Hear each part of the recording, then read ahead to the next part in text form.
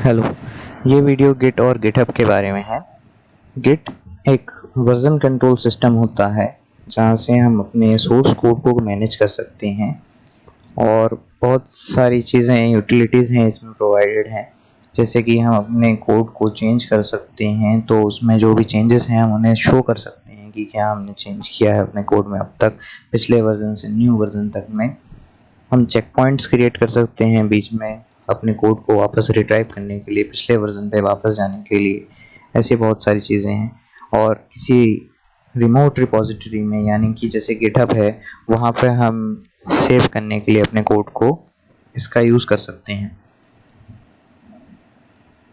तो गिट इसके लिए आपको इंस्टॉल करना होता है। यहाँ से हम इस साइट से gitscm.com से हम इसे इंस्टॉल कर सकते हैं।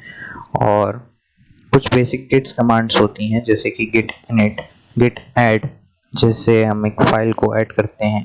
गिट में कमिट करना है, यानी कि एक चेक पॉइंट क्रिएट करना है आपको किसी भी अपने स्टेज किए हुए फाइल्स का, तो उनके लिए गिट कमिट।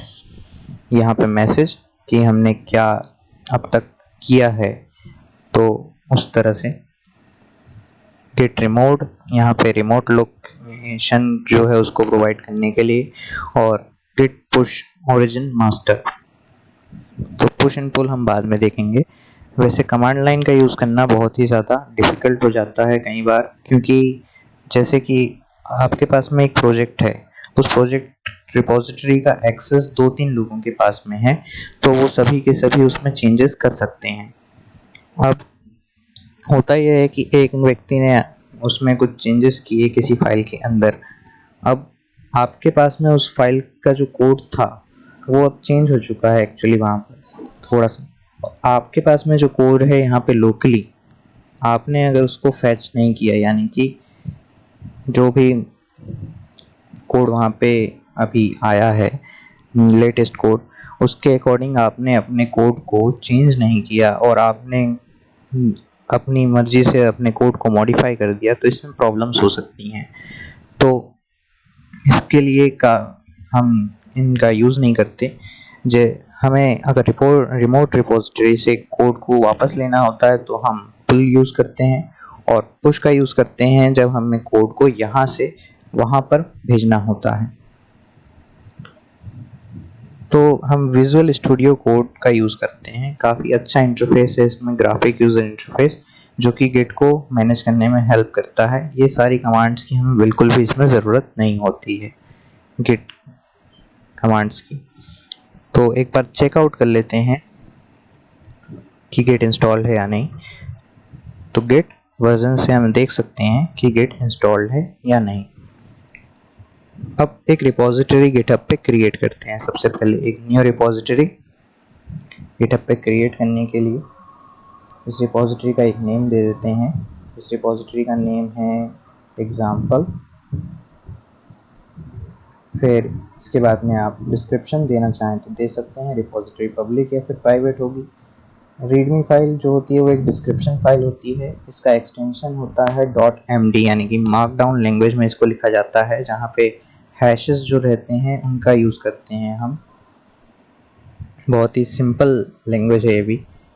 और फिर एक गिट इग्नोर फाइल होती है। गिट इग्नोर फाइल जो रहती है वो एक ऐसी फाइल होती है जो कि ये बताती है कि कुछ ऐसे फोल्डर्स होते हैं या फिर कुछ ऐसी फाइल्स होती हैं जिन्हें हमें, जो हम कमिट करते हैं तो उस टाइम पे हम नहीं चाहते कि ये फाइल जो हैं वो गिट में जाएं, तो हम उसके लिए गिट इग्नोर लिख सकते हैं। गिट इग्नोर के अंदर हम फाइल्स को बता देते हैं कि क्या क्या फाइल्स जो हैं हमारी वो वहाँ पर नहीं जानी चाहिए।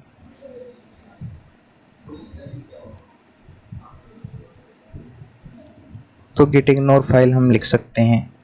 इसके लिए एक लाइसेंस होता है, जनरल पब्लिक लाइसेंस हम यहाँ से जनरेट कर सकते हैं, या फिर अपाचे लाइसेंस जनरेट कर सकते हैं। बहुत सारे टाइप के लाइसेंस यहाँ पे प्रोवाइडेड हैं, हम उन्हें जनरेट कर सकते हैं। यहाँ से डायरेक्टली एक फाइल आपके पास में लाइसेंस की ऐड हो जाएगी, और बस नहीं। तो एक रिपॉजिटरी क्रिएट कर लेते हैं।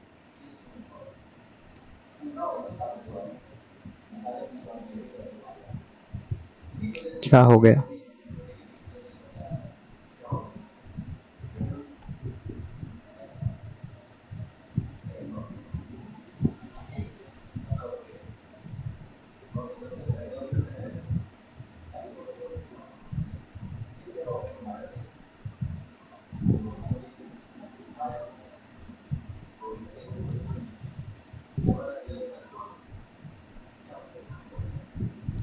ठीक है।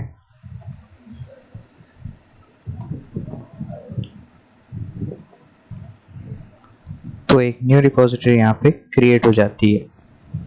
अब हमें इसमें जो भी हमारी फाइल्स होंगी हमें उन्हें यहाँ पर ऐड करना है। तो फाइल्स को भी ऐड करने का एक तरीका होता है। अगर हम यहाँ पे डायरेक्टली ऐड फाइल्स कर सकते हैं, अपलोड कर सकते हैं फाइल, या फिर क्रिएट कर सकते हैं, लेकिन ये सही तरीका नहीं है, क्योंकि आपके पास में बहुत सारी फाइल्स होती हैं। जब हम प्रोजेक्ट यहाँ पे बनाते हैं और काफ़ी बड़ा प्रोजेक्ट बनता है तो उसमें फिर हमें चेंजेस को भी मैनेज करना होता है, गिट का यूज़ करना होता है। तो उसके लिए सबसे बेहतरीन तरीका है आप विजुअल स्टूडियो कोड का यूज़ कीजिए और वहाँ से अपनी फाइल्स को ऐड कीजिए। तो सबसे पहले एक रिपोजिटरी को क्लोन करते हैं।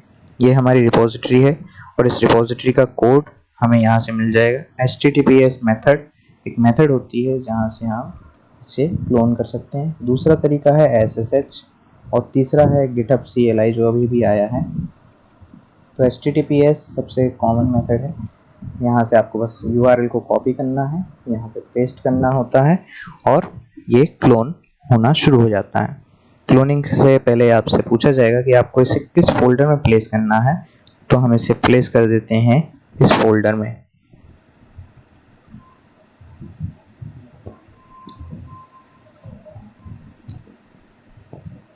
तो ये क्लोन हो रही है। क्लोन होने का मतलब होता है यहाँ पे जितनी भी फाइल्स हैं वो सभी की सभी आपके लोकल उस फोल्डर पे आ जाएंगी जहाँ पे आप उसे रखने वाले हैं। ये फाइल्स हमारी आ चुकी हैं।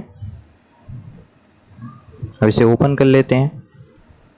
ओपन करने के बाद में आप देख सकते हैं जैसे कि ये रीडमी फाइल है, ये रीडमी फाइल आ गई है। अगर मैं इसे एडिट करना चाहता हूँ तो यहाँ पे मैं एडिट कर सकता हूँ example2 हेलो। तो जब मैंने यहाँ पे ये लिख रहा हूँ तो आपको यहाँ पे ये ग्रीन कलर का बार दिख रहा होगा, यानी कि ये ग्रीन कलर जो है ये शो करता है कि ये वो लाइन्स हैं जो कि ऐड की गई हैं अभी अभी। और अगर मैं इस लाइन को यहाँ पे से हटा देता हूँ तो एक रेड कलर का बार भी आ रहा होगा, यानी कि ये वो लाइन है जो कि यहाँ से हटाई गई है। तो ये सब किस लिए शो हो पा रहा है, इसी वजह से क्योंकि गिट इंस्टॉल्ड है और गिट जो है वो आपके सोर्स कोड को अभी चेक कर रहा है, देख रहा है कि यहाँ पे क्या क्या चेंजेस हो रहे हैं। तो ये पूरा जो ब्लू कलर के लाइन्स हैं ये बताती हैं कि कुछ मॉडिफिकेशंस यहाँ पर हुए हैं। तो ये फ़ायदा होता है इसको यहाँ पे देखने का। अब कुछ न्यू फाइल्स हैं वो ऐड कर देते हैं यहाँ पर। अगर आपके पास में पहले से क्रिएटेड फाइल्स हैं तो उन्हें आप यहाँ पे मूव कर सकते हैं डायरेक्टली। एक नई फाइल बनाते हैं index.html और about us html। तो इन फाइल्स का एक स्टेटस यहाँ पे शो हो रहा है यू मतलब होता है अनट्रैक। अभी तक इन फाइल्स की ट्रैकिंग शुरू नहीं हुई है। अब इन फाइल्स को हमें कमिट करना है। तो चेंजेस जो हैं आपके वो अभी आपको यहाँ पे देखने को मिल रहे हैं। about us html ये फाइल यहाँ पे क्रिएट हुई है और index.html फाइल यहाँ पे क्रिएट हुई है। तो इन चेंजेस को स्टेज करते हैं, यानी कि कमिट के लिए भेजते हैं। आप एक एक पर्टिकुलर चेंजेस को भी भेज सकते हैं और कुछ चेंजेस को रोक सकते हैं। सभी चेंजेस को हम अप्लाई कर देते हैं। एक मैसेज यहाँ पे टाइप कर देते हैं एडिट फाइल्स और इसे कमिट कर देते हैं। अभी जो ये कमिट हो रहा है ये सभी चेंजेस आपके लोकल रिपोजिटरी पे सेव हैं, उस रिपोजिटरी पे जहाँ पे आपने इसको क्लोन किया है। मतलब कि आपके कंप्यूटर पे एक फोल्डर है, वहाँ पर ये सब चेंजेस सेव हैं। लेकिन यहाँ पे ये चेंजेस आपको अभी शो नहीं होंगे। इस पेज को मैं रिफ्रेश कर देता हूँ अगर, तो यहाँ पे कोई भी चेंजेस शो नहीं होने वाले हैं। तो उसके लिए क्या करना होगा कि उसके लिए VS कोड में पहले से ये प्रोवाइडेड होता है सिंक्रोनाइज चेंजेस। सिंक्रोनाइज चेंजेस जो है इसकी मदद से गिटहब से डायरेक्टली पुश एंड पुल ये दोनों कमांड्स को, तो पुश और पुल दोनों कमांड्स इससे एग्जीक्यूट होती हैं ऑटोमेटिकली। आपको कुछ नहीं करना है और डायरेक्टली आपका जो कोड है उसमें जो भी चेंजेस अगर यहाँ पे किसी और ने पहले से कोई चेंज करके रखा होगा तो वो पहले यहाँ से आपके रिपोजिटरी में आएगा और फिर आपकी रिपोजिटरी में से जो भी चेंजेस हुए हैं वो सब वहाँ पर वापस चले जाएंगे। तो यहाँ से काफ़ी इजीली मैनेज हो जाता है। इस पर बस एक बार क्लिक करना होता है और ओके करना होता है। ये आपसे लॉगिन आईडी और पासवर्ड भी मांग सकता है आपका गिटहब का, और मुझसे वैसे नहीं मांगेगा शायद, क्योंकि मेरा पहले से ही सेटअप है। तो ये चेंजेस जब सेव हो जाएंगे तो हम यहाँ पे रिफ्रेश करके देख लेंगे, हमारा पेज यहाँ पे शो हो जाएगा।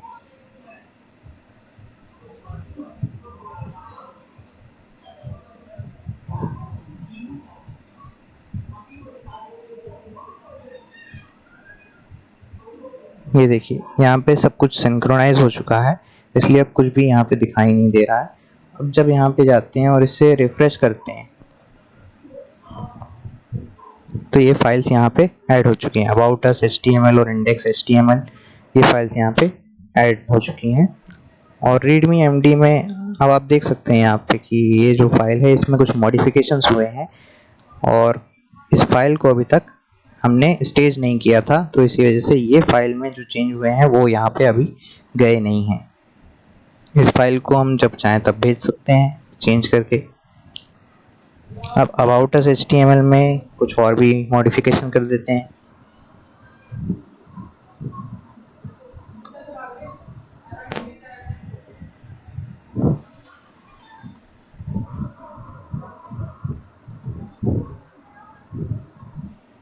ये एक फाइल है, इसको मैंने सेव किया।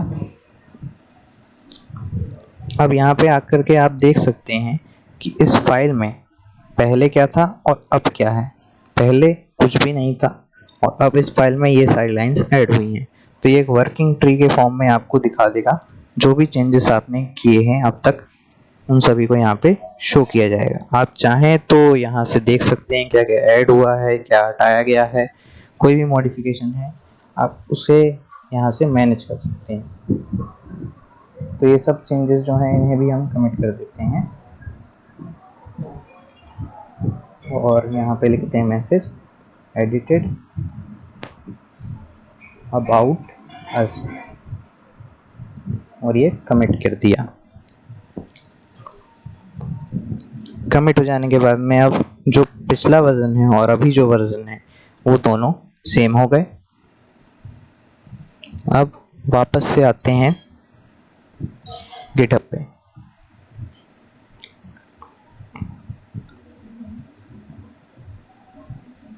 तो गिटहब पे अभी चेंजेस को सिंक्रोनाइज नहीं किया है। यहाँ पे आप देख सकते हैं, यहाँ से हमने एक कमिट किया है, उसको अभी हम गिटहब पे सिंक्रोनाइज कर देते हैं।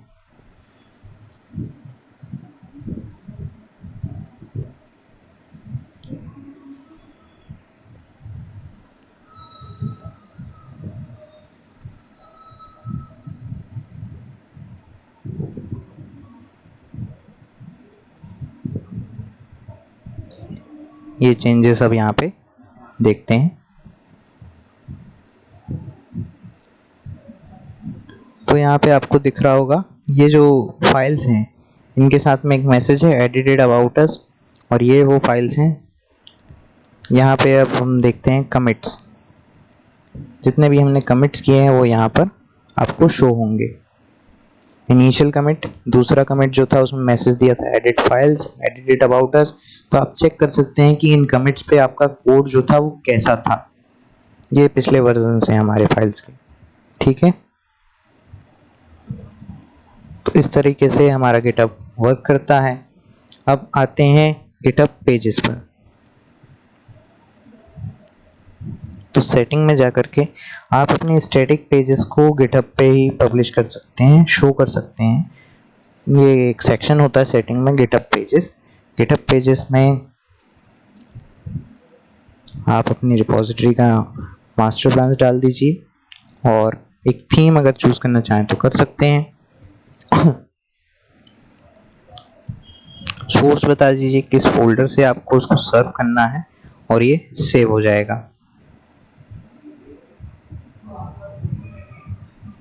तो एक्चुअली जो भी आपका जो इंडेक्स HTML पेज है बाय डिफॉल्ट वो पेज आपका शो होगा, वहां से आपको जो भी फाइल है वो देखनी शुरू होगी।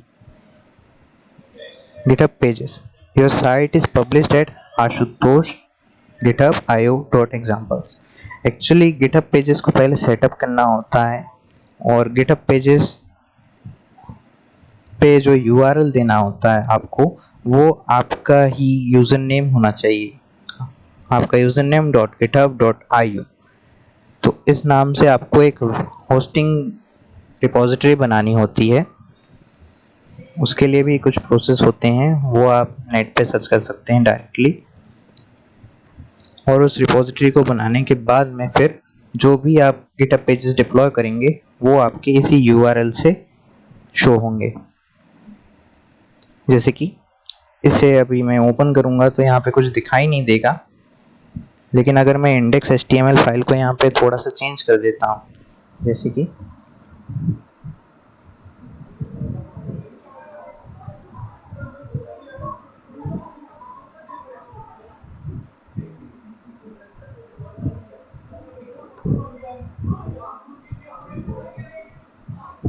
इसे सेव करते हैं और चेंजेस को कमिट कर देते हैं।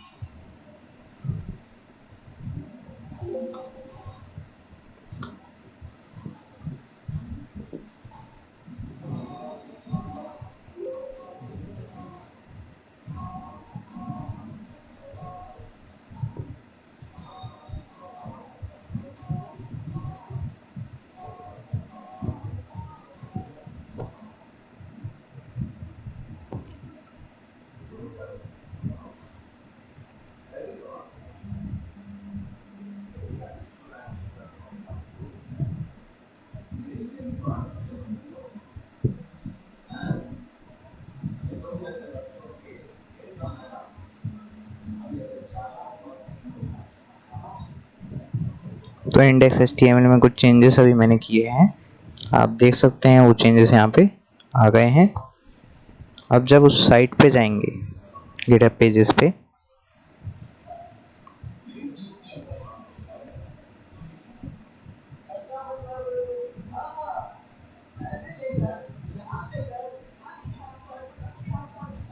और उसे चेक करेंगे तो थोड़ा टाइम लगता है इस एनवायरनमेंट को सेटअप करने में।